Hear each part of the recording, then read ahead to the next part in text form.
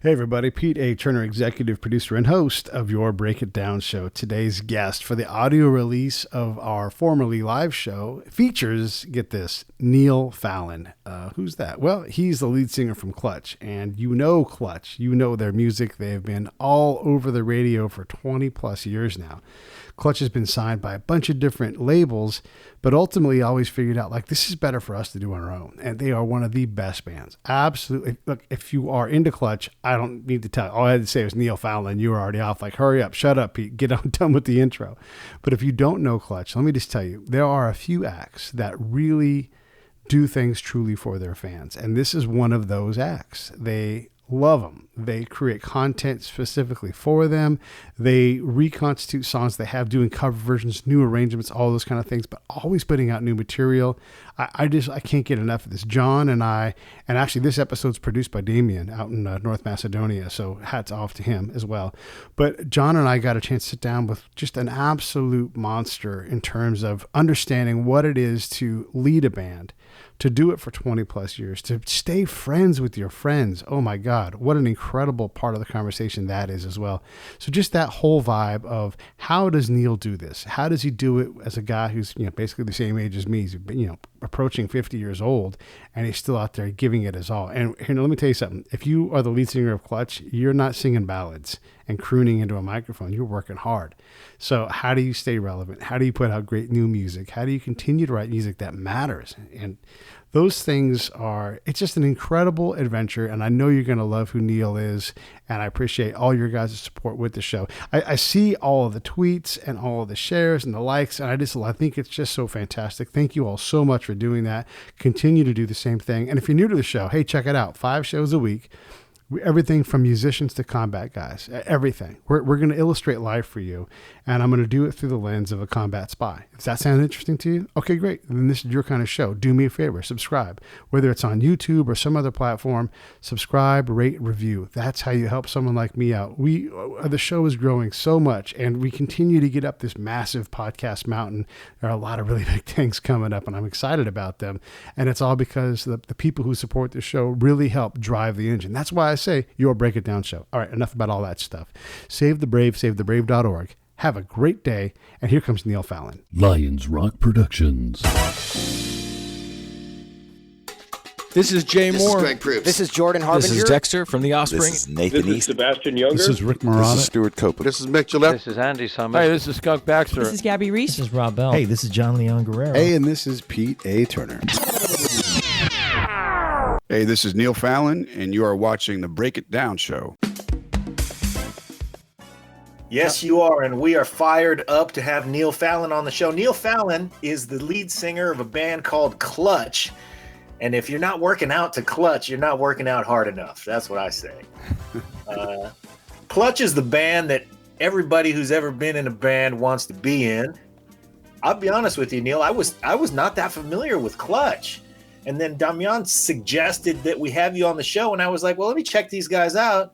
And I figured out that you guys are my heroes, man. Well, shucks. You have the best setup for our audience. If you're familiar with Clutch, you already know what's going on. If not, here's the deal. Your band has been together since 1991. Mm-hmm. You've been able to make a living playing music with your buddies all Correct. this time. Same lineup. Mm-hmm. Remarkable. The band hails from Frederick. You guys are from Maryland, right? Yeah, right now we're based out of Frederick, Maryland. Frederick, Maryland. Mm-hmm. And how often do you get out to the West Coast? Because I don't think often enough. Well, we were just out there in, was it September, November with the Dropkick Murphys. Yeah. We do go out there pretty regularly, and we were supposed to be out there, I think, right about now. Yeah. But we're not. So we hit the West Coast usually two times a year. Okay. Something, it really depends, what's going on. If we're having the album just came out, if we're, things are petering out, thinking about another album. So it's a big world. It's tough to get everywhere. Yeah. We were talking with Damian off mic, and he and I were saying that the next time you come to Greece, he wants you to pop north to North Macedonia which is actually right next to Greece. But and he's going to set up a venue and get you guys to play there. So we're already going to put you to work up, and you come out all the way out to Greece. You may as well take a little hour trip north and play there as well. So we want more out of you guys. Is I guess what we're saying. We're all about it. It's that's one of the great things about being in a band is traveling and going to see these places that you never dreamed of, and meeting people in the tourist circuit. You meet people in a real way, make friends from around the world, and have a good time while doing it. So sign us up. So this is a strange time to be in a band, especially in a band that, like you guys, have really gathered your fan base on the road, touring all the time. What do you see moving forward? I mean, I hate to jump right to that question, but we kind of got to knock this topic out. Where are you guys pointed? Let's get the elephant out of the room. Yeah. Well, I think in our case, our fan base was built up for one, word of mouth and just grinding it out on the road. I think sometimes a band, if they have a huge hit right out of the gates, that's the worst thing that could happen to them, because their expectations get set really high, and it's a very bitter pill to swallow when things start getting reduced. But if you have this mindset of you're happy to be at the show no matter how many people are there, it's like the analogy I always use. It's like you can build a house out of sticks or stones. It takes longer to build it out of stones, but it's going to be there long after you're gone. So for us, trying to adapt for this has been a learning curve. We've set up turning our jam room basically into a studio now, a video studio. And I've spent the last 2 weeks learning OBS. And, oh, yes. Can you teach me? I'm trying to get that down too. I'm the last person you want to talk to. But, the reaction that we got from some very brief streams was phenomenal. It is odd singing to a laptop, but I think people enjoy the interaction. And that's what I think people miss most. And it's not just us. It's having their girlfriend or their buddy next to them, spilling drinks on each other and having a good time and forgetting about life for a while. This is as close as it can get for them as well as us. And I think that's going to be going on for a while. Having said that, even when things go back to out on the road, I think we'll probably continue with the streaming, because to be honest, look, I'm 48. I've had a very get off my lawn attitude about the whole thing for many, many years.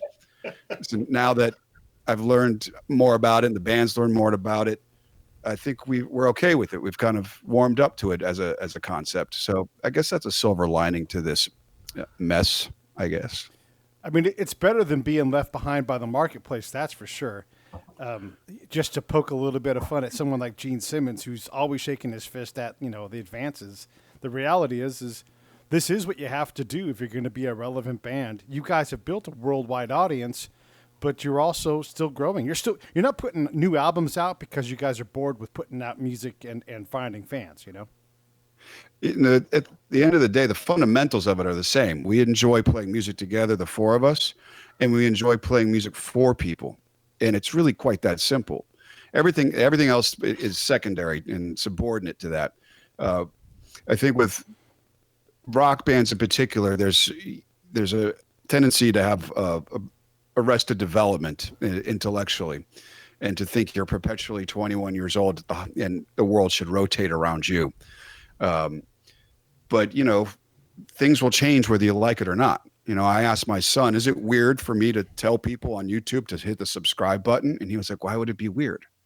That's all he's heard his whole life. Yeah.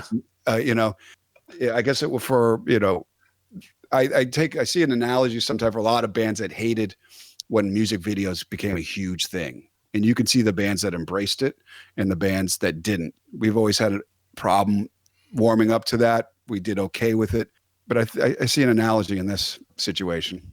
When you look at the thing like selling out versus remaining relevant and doing things like hit the subscribe button, what other barriers are there for you where you're like, I just have to get over it. The band just has to get over it. This is how you do music nowadays. I mean, you've got to promote a Spotify channel. Maybe you guys have a SoundCloud account. You have YouTube, all these different platforms that if you don't promote, heck, no one else is gonna. Yeah, you have to do it yourself. And I find, we've in the 90s we were signed to major labels after having started ourselves. And then that went away around 2000 and we started again. And this is kind of a repeat. This is sort of like the third cycle for us where it's, getting back in the mental van, and no one's going to hold your hand and show you how to do it. I mean, I've tried instructional videos on YouTube and that's a nightmare. Oh. The only way you can do it is just like dive right in and not be afraid to make the mistakes. I mean, the first time we did a stream was accidental. And for 15 minutes, people just saw my grill up against the screen like this, trying to figure it out. That's the way it has to happen as far as I'm concerned. Your audience too seems to be the kind of audience that would get a kick out of, here's Neil figuring it out. Oh, quickly became a meme. I think it was the face of every dad trying to check into Google Classroom, which I can also relate to.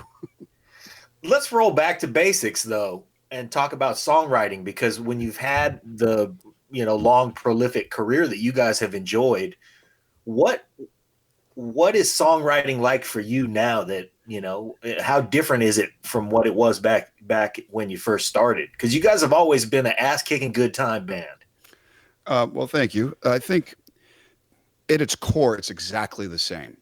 We get together and someone says, I have a riff, and we'll play it and it'll change. And then it'll morph, and over the weeks or months, it's hard to tell who wrote what.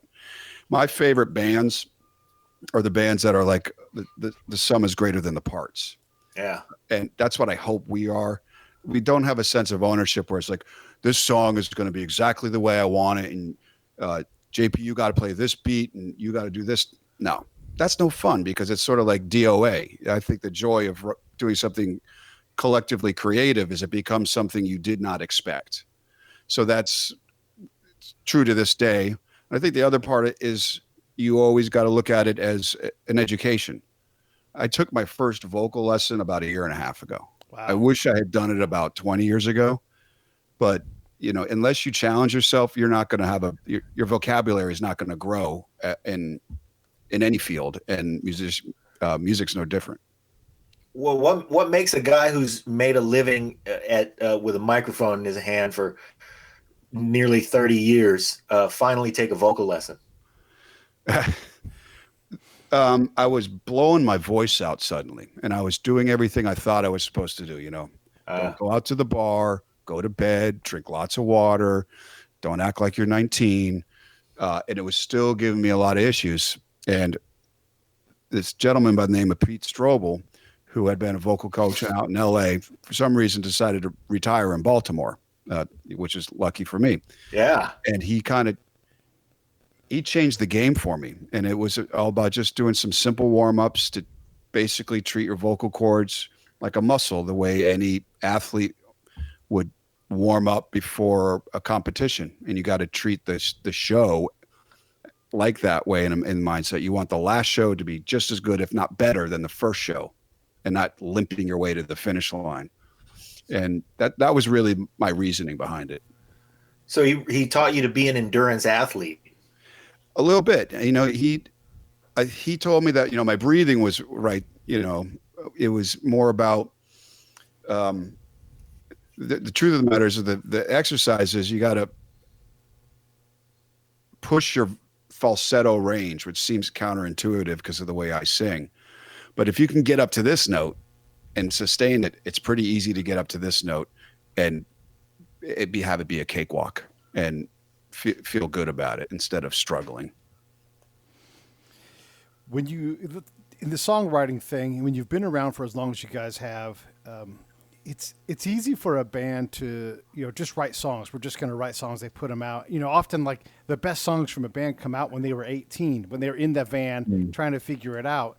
And later on, either we get bored with it or something is missing from those magic moments. You guys have managed to put out consistently good material. I'm positive that you think that you're still getting better as a songwriter, and I agree. But what is it that separates bands that continue to make music that matters versus bands that make things because this is what they do? They write songs. Honesty and sincerity. if someone got into this thinking this is my ticket to be rich and famous and meet a lot of girls, you might get a taste of that, but chances are you're just setting yourself up for disappointment and failure. But if what you truly enjoy is the creative process, that's all you need. And, it's great to make a living at this because to be honest, I took it for granted for many years because this was not a dream of mine. I just kind of stumbled upon it and treated it disrespectfully. And then when I came to an age where I realized, okay, well, now a family's in the picture, is this viable? And we rolled the dice again. And once I did that, it was kind of liberating. I was like, well, this is what I'm going to do. I'm going to go to my grave doing this. And suddenly I became much more respectful of it, much more defensive about it, took it much more seriously. Not that the first shows I just phoned in. I just kind of thought, well, maybe next year it'll be over. I guess the expression, when you hear, if you do something that you love, you'll never work a day in your life. I think that's bullshit. Yeah, I hate that expression. Yeah. If you do something that you love, you work your ass off to keep it that way. Yeah. And I think we do collectively feel the same way. That's the theme, really. I think when we have guests whose work we admire, we always come back to that. And the reason that we tend to gravitate to admiring, people who've had a nice, long, sincere body of work is because of exactly that factor. You've been called upon at times in your life where you got to turn it on, and you find it. And you find it because you love it, and you continue to love it. And when you have a group of guys who've been together like you have, is one of the things I look forward to pointing out to our audience is that you guys, like every other band, have had periods where you push away from the band to do a different exploration, like a solo project, but you always end up employing each other in your solo projects. So I think that's an indicator, man, that you have, that you found a chemistry that what really matters and what not to take for granted in this. Is that true? It is, just for practical purposes, a lot of that instrumental stuff that we do, it's because John, Paul, Tim, and Dan write way more music than I could ever possibly write lyrics to. And sometimes it's a good exercise for me to learn how to shut my mouth and say what I need to say on guitar. Guitar was new to me when this band started, and I'm still, figuring that out. It's like, come on, guys, you keep running music. I'm running out of towns in Texas. Yeah. Thank God for atlases. Rhyming dictionary and a Thompson guide.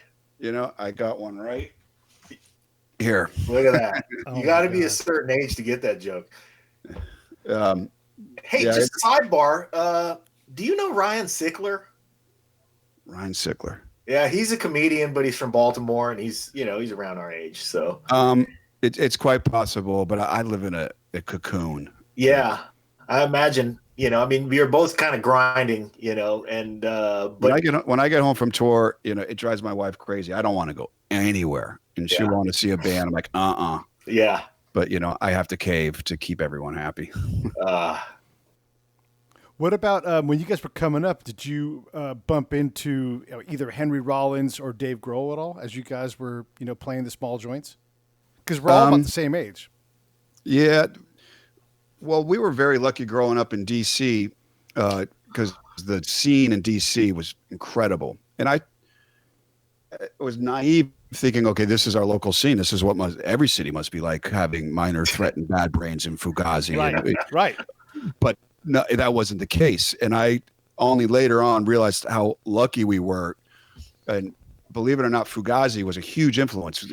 Musically, they might be a lot different, but those guys would go into any venue, community center, church, fluorescent lights, no bar, no merch, and they would burn the house down every single time. And it really left an impression on us that we only realized later. I met Rollins only later on. I'm a few years younger than that generation. Except my parents wouldn't let me get on the metro to go see Minor Threat because I was, 13. Yeah. So it was, but it's amazing. Like when you hit 16, 17, then all of a sudden you're like, no, you're not stopping me. And then you go see those shows. But yeah, and I met Dave Grohl. Actually, I saw his old band Scream at the 930 Club well before he joined Nirvana. And man, I saw so many great bands in that club and some other clubs in the area at the time. What made DC such a hotbed for that? Because I figured you had to be influenced by that just by your timing. I mean, yeah, you can't avoid Fugazi or any of these other bands. And if I'm saying just one name, there are so many from that area from that time. But what made the DC sound, and I'm including Virginia, Maryland in that, what made it so popular 20 years down the road? It's hard to say. Sometimes there's just something in the water. Mm-hmm. New York, of course it's punk rock and metal scene and new wave, but it's so big. I think it was kind of it's to its own detriment. Whereas DC is a smaller city, and I think it was easier to kind of become its own voice. And I kind of look back at that time as that Clutch is the product of three scenes, and that was the DC punk rock scene, the Maryland doom metal scene, and then there's another scene, the DC go-go scene, which that rhythm and swing played a big part in John Paul's drumming. For sure. So we kind of are in the middle of that triangle. Yeah. Well, I want to shout out John Paul because I'm a drummer, and as I listen to Clutch records, man, I love John. I love DC Sound Attack. I love Chuck Brown, and you guys have you guys take Chuck Brown influence. So there's to this day we used him as intro walk-on music. Yeah. So to carry on to what you're saying about New York, it's so big and there's so much there that you can ignore influences. And DC is the kind of scene where it's like everything's right there. You got to soak it all up. You got to take it all in. Yeah, and it was. I never really understood the kind of motivation for bands to move to New York and LA. I mean, I guess maybe that's why the record labels and that's what you're supposed to do. But so many would get lost in the shuffle, whereas the labels were looking to places like DC or Minneapolis or Kansas City for these bands. It had a scene. That did, have its own unique voice. And of course, DC being DC, there was always that politically charged, energy because it was right there. And I think that was, you couldn't get that in that kind of potency anywhere else. Yeah. I saw Gavin DeGraw one time was talking about moving to New York. And he said that I moved to New York and everybody was moving to New York around me, and they were moving to New York to get signed. Yeah. And I wanted to move to New York to get good. Yeah. I think that's a fair statement. There are musical meccas throughout the world, and then there's New York, there's Austin, there's Nashville, there's Seattle. I think some towns just foster an arts movement. And it's always usually the typical process where the artists can't afford much. So they have to, by default, move to the not so great section of town. Yeah. And then the artists being artists make that a very appealing place with artwork and music. And then that attracts other people. And then the rent starts going up. So then the artists have to flee somewhere else to another city. And I remember in DC, half of my music friends are moving to Austin in the early 90s. Yeah. And it's almost like sort of like this chasing one's tail in a way. But you're describing what's happening to Austin right now. Yeah, Austin, I think, kind of reached critical mass. I mean, I don't even recognize it. I remember, it's still cool. Don't get me wrong. But I remember going there for the first time thinking, man, I want to move here. This is a weirdo's paradise. A weirdo's paradise. But, you can look back at, when Memphis kind of, it's people don't look to Memphis anymore. Memphis is an incredible town. It is. It's still incredible. Yeah. There's Minneapolis, often overlooked. Spokane. It's It's in Portland. That's another one. And these things exist in every small town in America too. It's harder to see, but you gotta look under the hood. There's good stuff here. Yeah. The good stuff. How do you find inspiration? I know the fellas give you music and you try to find the words, but I mean, how do you find the good stuff? I mean, Jesus on the dashboard's a great fucking line. I mean, that's once you hear that, you're instantly in that car. My buddy Mike LePerry had a Galaxy 500. And that song didn't exist when we were kids, but once you had it, you put me in that car, and then you attached a Jesus on there. Where's that good stuff these days? Wow. Well, I think a lot of it has to do with being a good listener. And I think, in the 90s, I used to walk around with a notepad, a 3M little like reporter's notepad. Yeah. Now I have a cell phone, and I can either type it down real quick or gibberish. And I find the best stuff comes first thing in the morning or last thing at night. I think it has something to do with the brain, like being closer to the dream state. But a lot of the best stuff I've just heard out of context and just try to if I like one line or two lines, then just try to build a world around it. And I'd rather not have all the answers to a song. I'd if all the mystery's taken out, and if it's just about a breakup with a girlfriend or Neil's bad day, it's kind of boring, revisiting that. But if there's a mystery and a fiction to it, then not only can a listener put their perspective into it, like your car that you're talking about, so you're not wrong. And there's feast and famine. There's sometimes where it could be so frustrating. I think I'm done. Like I should just retire and throw in the towel. And then usually when I stop pulling my hair out and just doing something mindless, like pulling the weeds out in the backyard, a thought will come in my head, and then I'm scrambling to write it down. And then it's the most fulfilling feeling in the world, thinking, wow, that's cool. And I can't wait to share it with people. Do you have any stories that germinated for like a long, long time before they finally became a song? Is it something where your process is, you go to the book or you go to your notes and you got to get it out quickly? Or do you have those tales that kind of just lingered for a long time that eventually became a song? I would say the vast majority of songs that I think get played the most during our sets of the songs that were written the quickest. Oh, sort of like when the words just kind of come out like a torrent.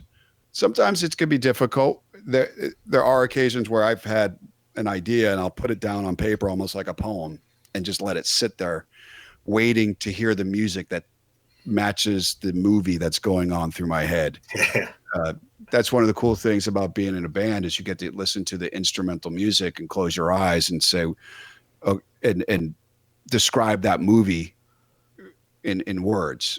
And sometimes it's easy, sometimes it's not. But one example is on the last record, the title song Book of Bad Decisions. Those were lyrics I wrote years prior to it ending up in a song. I was just waiting for the right mood. And when those guys played that riff, I was like, there it is. And it was pretty easy to write. You talked on another interview about using covers to find inspiration and to change things around. Do you ever look at covers and say, or look at a song and say, we should cover this, but from a totally new perspective? I'm not talking just like, do a new arrangement. I mean, like maybe even write the opposite view from that song, just to kind of take the cover thing and really push it out there. Well, thanks for the idea. We will now. You're welcome. You know what they should have done. Yeah, that's an excellent idea. I think covers are good because you get into the brain of a stranger. Like, for example, we covered ZZ Top's Precious and Grace. Yeah. And we heard it so many times growing up, you're almost deaf to it. You're like, oh, that's an easy song. It's not an easy song. And once you get into the headspace, you're learning in a way. But that's cool, writing the perspective, of a character that's in the song. And maybe the villain isn't the villain. Maybe it's the other way around. And the possibilities are endless. I like that. And again, thank you. Yeah, well, I think about that because like Nancy Sinatra, when she was going to sing These Boots Are Made for Walking, her dad was going to sing it. And she's like, you can't sing that song. It's cruel when you sing it. And so, like, I Right. always thought, like, what if you look at a lot of songs that way, or even just the Yeah. opposite version, like the person being walked on and you sang, you know, the Yeah. call and response to it. It's just such a powerful storytelling thing. Where Heard you when can it made it a song about liberation. Yeah, exactly. Yes. Yeah. Yes, she did. Yeah, and it's a classic, and I can't imagine her father doing it. Yeah, it would have just been a It'd be song weird. about an asshole. Yeah. One of my favorite covers is Michelle Ndegeocello did "Who Is He and What Is He to You." Oh, really? She sang it just like that, but the lesbian dynamic, like, what are you looking at him about, made it kind of a different song. So that was kind of cool. But you know, the thing that you mentioned about your ability to write songs, and that you've gotten, you know, you guys have done it for so long that you have a bigger toolkit, I'm sure now, that just, you know, things kind of come to you, and you've been saving riffs and you've been saving lyrics in a book, just like, you know, just like the guys have been saving riffs. Mm. And those things kind of come together. One of the reasons that I thought about Ryan Stigler is not because he's from Baltimore, but because he's a comedian, and we have a lot of comedians on the show too. You guys have a comedian's kind of process. I don't know if you know this, but most comedians, they just churn all the time. They're always in the book. They're always making notes. They're always kind of seeing the world through their lens, and then they take it onto the stage and they work it out. I can understand that. I mean, it's the creative process is, you can't just wait for it to fall out of the sky. It's work, and for every one good idea, you have to come up with 20 shitty ones. Yeah, And a lot of work your way times, through them. yeah, a lot of times something sounds great in your head, and you bring it on stage and you walk off like, no. Especially in the studio, we found very early on, if you write something in the studio, it's the performance. One, you're not doing it so well because you're just trying to remember the parts. Two, it can sound great because it's new. And three, you can do a lot of trickery. You can, you know, triple guitars, double the vocals, what have you. And then you bring it on stage and break it down. It doesn't really translate. So what we always do is when we can, is play these songs on the road over and over again before we get into the studio, because it's a completely different. Yeah. Performance is different. Which songs have moved the most for you from their inception and recording in the studio, you know, 10, 20, 1 year later, and you're like, totally different song now? That's a good question. I would say the first one that comes to mind is Space Grass. Okay. The one you mentioned. We re-recorded that a few months back because, one, it had changed. It's faster. I know I sing it better, much better. John Paul says he plays the drums better. I know I understand when people think that's almost sacrilege for any band to re-record the original, because that's what people are used to. And in band world, that's called demoitis. It's like when you make your demo and you fall in love with it, and when you go to record the real thing, it's never as good as the demo. And I understand that. But for us, we were like, well, this is kind of how we play it now. Same with Electric Worry. It's a lot different.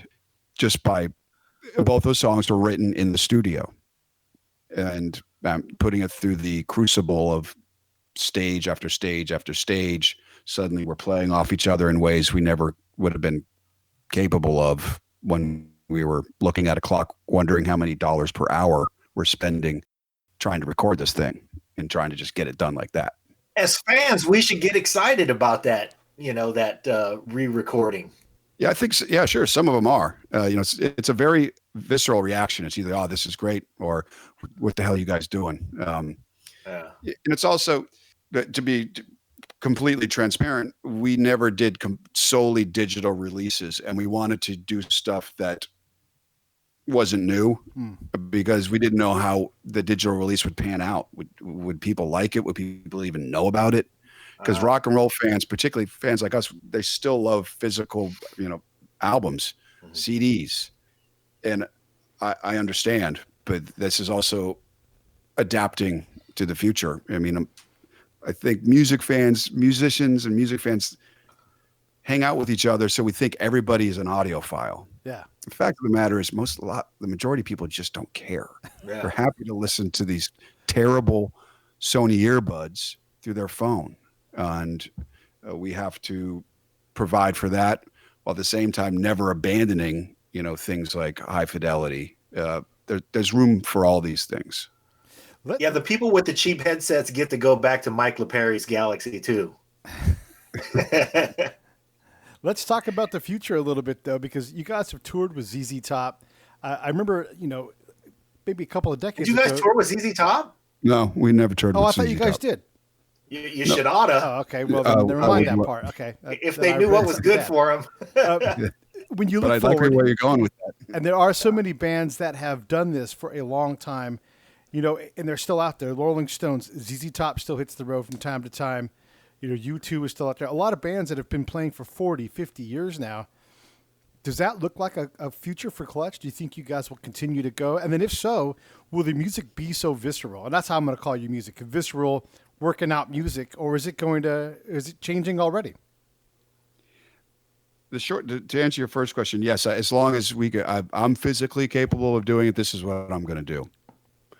And, those bands that you mentioned, they're not going out on the road for the money. I mean, I can't imagine they are. They're going out on the road because they like it. I think they just get bored when they're sitting at home. I mean, what Mick Jagger's thinking, I need to pay the rent. No, the man had a heart attack. He got a 2-year-old child.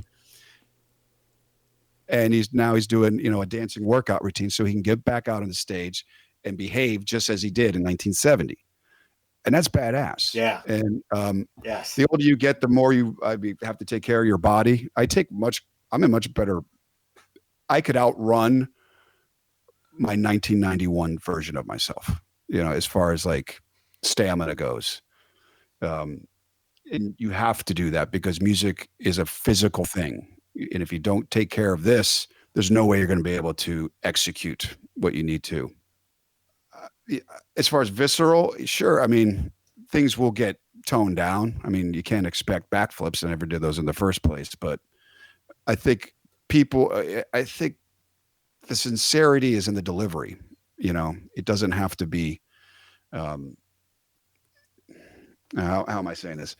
I think one of the things that Clutch never did was kind of depend on like the guitar player spinning the guitar around his neck and myself jumping out into the crowd. Never did that. So people aren't expecting it. Thank God, because it's not going to happen.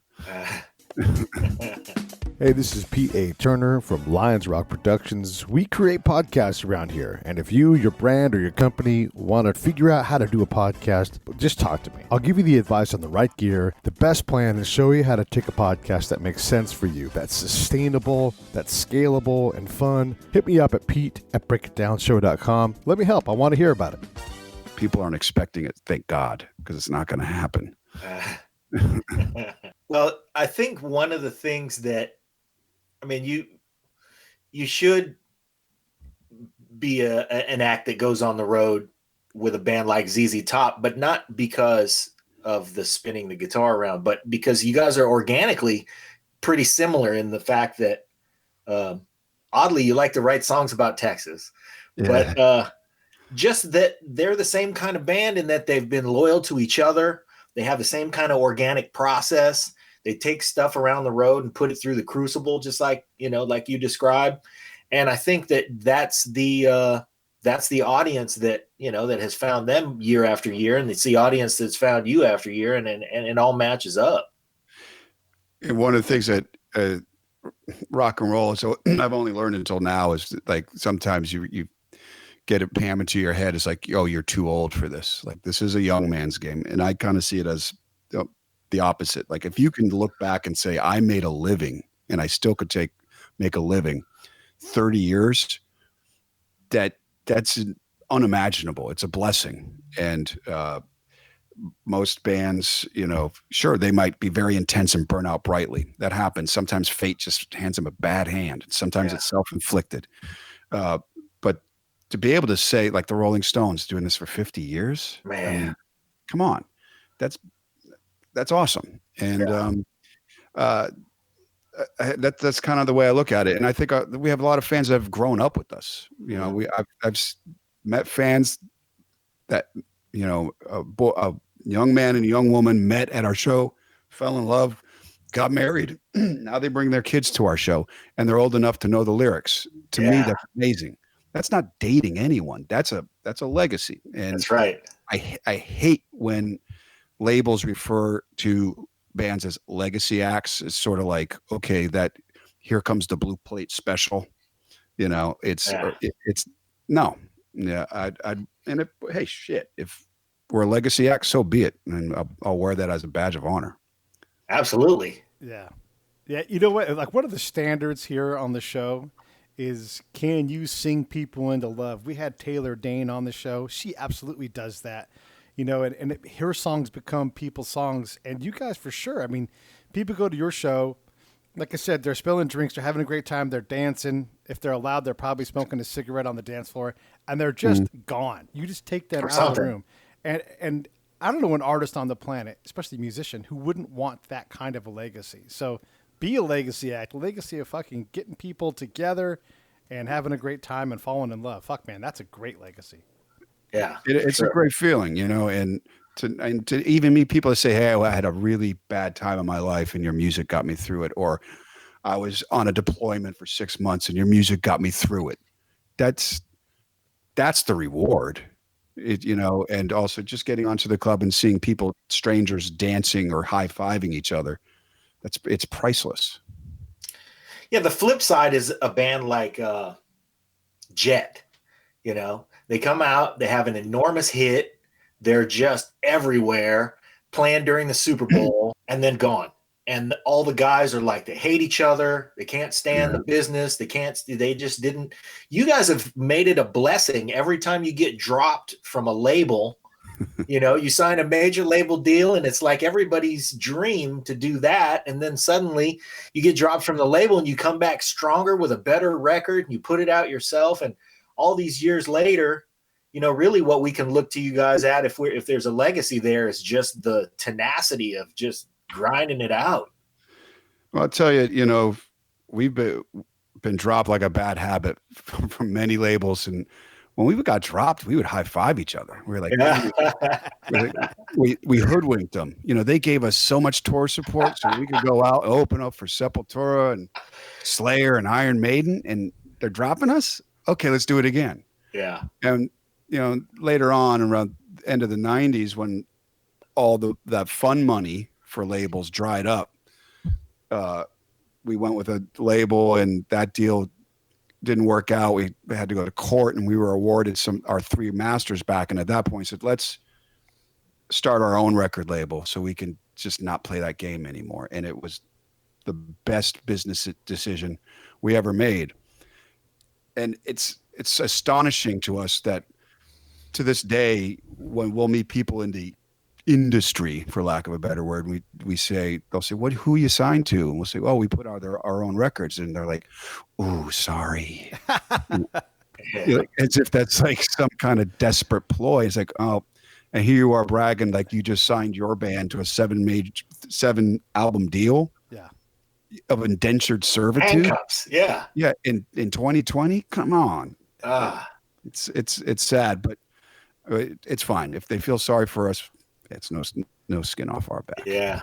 It's like getting kicked out of a party, getting dropped from a label. It sounds like you guys are just like, yeah, we got ejected. Right on. Let's go to the next one. A little bit. It was kind of like a wreck shop attitude. We kind of always, we were a lot younger. We had a very antagonistic view towards them.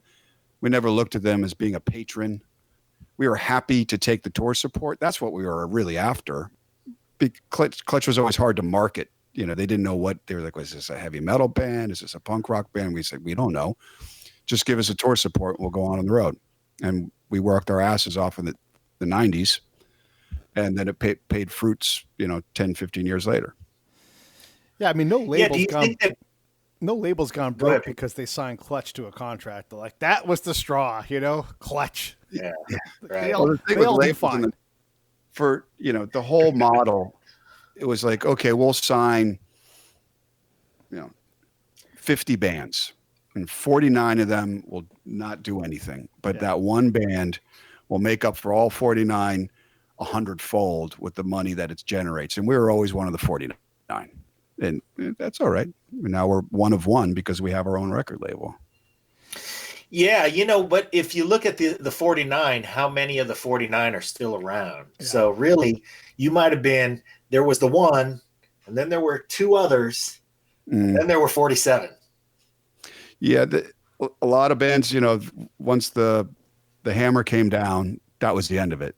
Yeah. And it's not always because their financial dreams were dashed. Some of them were just like, this is too damn hard. And there might be something else that they're really into, some other career, because that's what it is. And you have to ask yourself, how much time and energy and emotion are you going to dedicate to this? Because if you love it, it's no problem. But you got to have that reflection on dark night of the soul and it's a healthy thing. Even if it doesn't work out the way you thought, if you have a positive mental attitude, you can find something else. Hopefully. There's a Marine author who writes about post-apocalyptic stories. His name's G. Michael Hoff. And he got signed by Penguin or, one of the big publishing houses.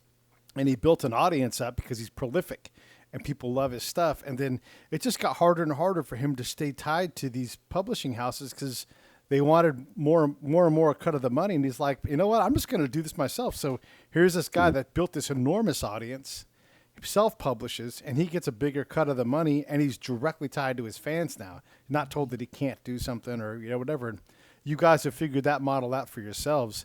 Is that a viable model for the next band up the road? I hope so. I mean, like I said, there's still a psychology where you think unless you're signed to a major label, that you haven't succeeded.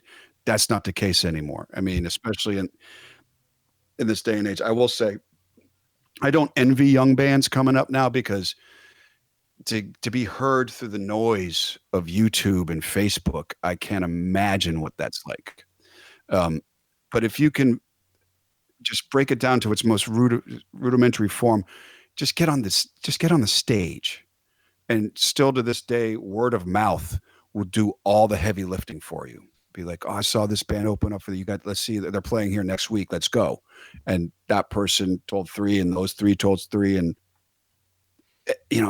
all the thumbs ups. No one remembers that.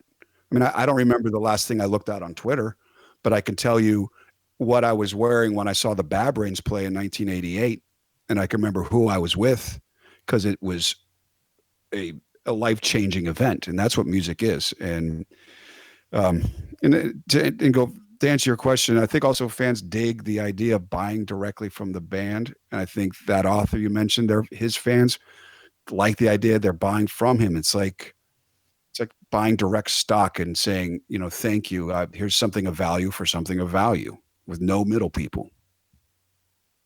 Yeah, I think you're right about that. I mean, it does mean something when you go see a performance that moves you. It also means something when you can look at that CD that you bought from the guy. Mm-hmm. And, it does mean something. I think you guys have also in common the prolific attitude with, just churning out music. I mean, you guys have 12 studio albums, 5 live albums. Something like that. It's a lot of stuff. And a lot of labels are like, hey, slow down. We got to put this out and we got to put it through the machine. And you guys are just trying to deliver for your fans, and they're almost getting in your way. That was one of the big hangups. And actually that was the hang up with us. We would go out on the road, and then in 12 months time, we would have another album's worth of material, and the label would be like, whoa, no, you got to grind it out for another 3 years and do the album cycle. That model that they still use to this day, which really it put a lot of bands through the ringer, just doing shows after show after show when all they really wanted to do was something creative as well.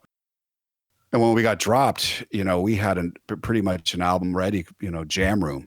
It's a really wild, strange record because it was sort of a release in a lot of ways. Like, here's all the weird stuff that we couldn't do a year ago. And that's what we've been doing pretty much ever since. Is there a disco album in your future?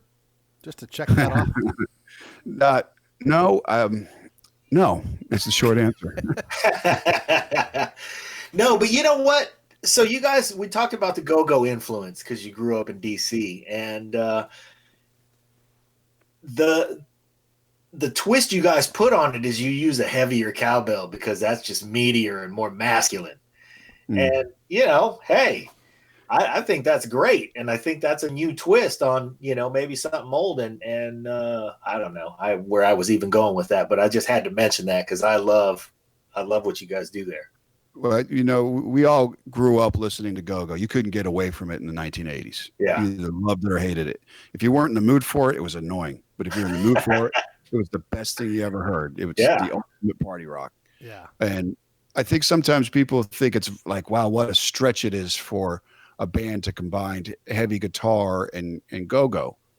The way I look at it is that, Chuck Brown, he started as a rhythm and blues guitar player. He's roughly maybe a few years older than Tony Iommi, who started as a rhythm and blues guitar player. Yeah. I would hazard a guess that both those men listened to the same records growing up. They just took them off into two different trajectories. So when you listen to Sabbath, they have a swing that's not that dissimilar from Chuck Brown. If you listen to like dun dun dun dun dun dun dun dun dun, you could put a go-go beat on that for miles. Yeah. Damien, who's producing this episode, and he's off stage, he wanted me to ask you about the time you guys were playing the Burning Beard song, and a guy got on stage and literally burnt his beard. It's sort of like your guys' moment, like your Trumpian moment. You're like, disinfectant. Yeah. Who doesn't love the scent of burning hair? It really gets people in the mood. Yeah, don't do that. It's frowned upon. Hey, wait a minute. That guy was your neighbor too, right?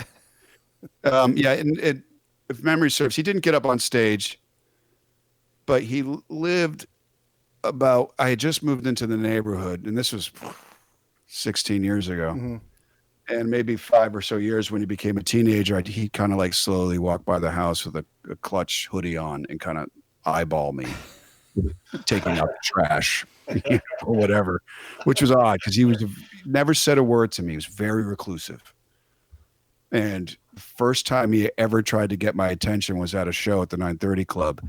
And he just kind of came up to the bear. He had a beard at that point, and he just took a lighter and the thing went, and then he just started, patting it down. Maybe it had a lot of booze in it to add to the flammable aspect. But yeah, he was my neighbor. I guess that story got around. You got all the way to Macedonia, for crying out loud. So you're not still in touch. No, his family moved. So hopefully he's not doing that anymore. Yeah. Tell us what you guys are working on now. What are you guys putting out? How are you staying relevant? Well, we're doing these digital releases. We had the one come out today, Smoke Banshee, which is a re-recording of a song on Pure Rock Fury. We've got a couple more in the can. We're going to release them throughout the summer. We had already planned to do this before the new year because we knew we're not going to be ready to record a new record probably till the end of the year. Right. We want to keep putting stuff out because you do have to keep people's attention these days. There's a lot to choose from. And that's the record label side of us talking. But because we can't be out on the road, we are doing the streaming thing, which is a learn by doing activity. Yeah. What do they call building the airplane in mid-flight?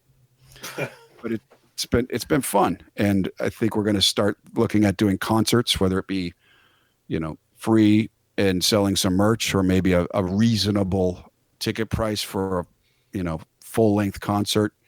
Our landlord still wants his rent and our practice space. So we got to be fair to the fans and also be practical. And I think there is a sweet spot and that we can arrive at. It's just getting there because it's so odd.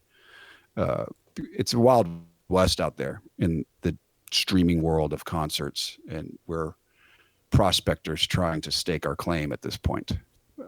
Looking forward to get back on the road supporting a new record. I don't see that probably happening until mid 2021, to be honest. Wow. Yeah, I think everyone's hoping that these shows are, best case scenario, we're looking mid late summer. Right. But there's also a part of me thinking, you know what? It all depends on governments and decisions that are well above our pay grade. Because some government, maybe the United Kingdom says, okay, you can do shows. But then Germany says, no, thank you. No one's allowed to do shows. So what do? You fly all the way over to do one show and then sit around for 10 days and then go to France. It's financially impossible. So, hopefully, things sort themselves out. We're all in the same boat. So we'll just keep doing what we do best. Yeah. I just got an email before we came on. I had some tickets to go see Ozo Motley Nice. In April. And then the April show got rescheduled to June, and the June show got rescheduled to August. And the email I got today is canceled until further notice. So it's like, man, we don't know when this is going to end. We got to figure this out. Same here. We had a slew of shows for South America that were supposed to be coming up. Yeah. And we had never been to Chile before. And we were really looking forward to this. Those have been rescheduled a year from now. Wow. And I have a feeling that's, for practical purposes, that's what people are looking at. We can fill in dates if things open up easy enough, but this, like festivals, Yeah. Insurance companies and municipalities, that's a whole nother conversation. Yeah, there's a whole time frame you have to work within. It can only move so fast. Mm-hmm. A lot of moving parts. Right. When you look back, there's bands like I saw Erasure about 2 years ago, and they were just fantastic. 15 plus albums. Every song is so much fun. It's a hit, whether you know it or not. They're just great at it. And you guys are a lot like that, where you have all these albums, well over 10 albums, ways to play songs, and international audience. You just said you were one of those 49 bands that doesn't get it done. And you're fucking touring Europe, South America. I mean, what continent have you not been to besides Antarctica where people don't do shows? Well, that's another. We were supposed to do a show in South Africa, and that would have been our first time in Africa. That got taken away. Yeah. We've played in Japan. We haven't played in China or India or in the Mideast. But we want to play all these places. I mean, it's such a reassuring thing that, you can go around the world, and if you watch the news, you think everybody is so completely different that there's no way anyone can get along. But I tell you this, if you put people in a dark room together, listening to music that they enjoy and drinking beer at the same time, you find that's the great equalizer. Sign me up. Yeah, it's a universal language. So, those places have been around a long, long time, longer than Clutch. So hopefully we'll be around long enough to be able to see those places and jam out, so to speak. I don't know a ton about Africa, but I do listen to music from all over the place. And when I hear African artists, one of the things that you immediately know when you go from one artist to the next is they don't like varnish down there. Mm. Everything is unvarnished. When you hear those artists, like, man, this guy is bearing his soul. So I would say, hey, you guys have never been to Africa, and I bet you're going to be well received down there because you guys don't have a ton of varnish. No, we find that to be a distraction. I think that's one of the things Clutch fans have liked about us. And, we're huge Fela Kuti fans. We listen to him all the time on the road. There's a ton of great rock coming out of West Africa right now I was supposed to see some of those bands these past weeks, so they couldn't play, which is a big bummer. So it's life's a buffet. Do it all while you're here. That's the way I look at it. Yeah. Yeah, you don't just got to eat bananas. You go to the banana bar, you get bananas Foster, you get a chocolate dip banana, you get a frozen banana, a frozen chocolate. Yep. There's, I'm totally with you, man. Buffet works. Shit. Life with the works. Yes. Plus, Pete's got the banana bar all lined out. Yep, I got the banana bar. Banana daiquiris. Oh, yeah. Hey, I appreciate you coming on. John, do you have any other questions at all? No, man, I'm just gonna say, hey, I'm proclaiming right now, I'm a gearhead. So whatever you're doing out here, I'm mustering a crowd. Well, thank you, John. We'll take the free publicity. That's the best one. And when you come out to Orange County, I'm going to look you guys up, and we're going to go. We're going to hang out, and I'd love to get the whole band on the show the next time.